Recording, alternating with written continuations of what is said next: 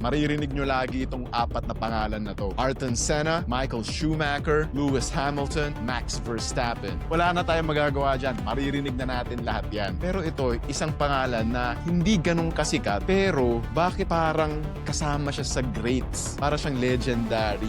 Background naman, sino ba yung Alain Prost na yan? So every time na mame-mention yung pangalan ni Ayrton Senna, ang pangalawang papasok sa isip ng mga tao is Alain Prost. Okay. Rival ba sila? Biggest rivalry nila yan? Biggest rival silang dalawa during their time sa McLaren. What do you mean during their time? Magkakampi sila? Magka-teammate yung dalawang yan. Magkakampi sila. And then they were fighting for the championship.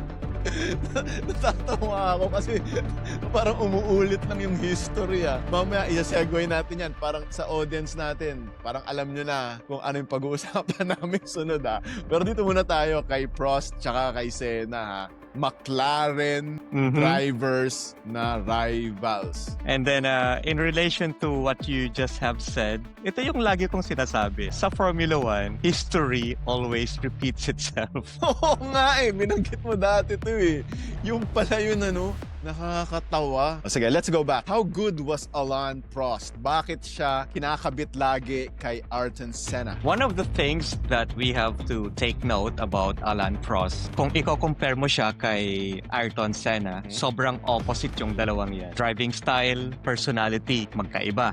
So they are like ends of the spectrum. Ito yung extreme, ito yung medyo cool lang. Oh, okay. Sino yung cool? Si Alain Prost. Prost. Okay. May famous quote siya Kapag na-rephrase natin, yung sinabi niya nun, when you see me fast, I am not smooth and I am slow. But if you see me slow, I am smooth and I am fast. Therefore, I am fast. Wow! Ang lalim nun Hindi siya masyadong nakafocus sa qualifying. Nakafocus siya sa race.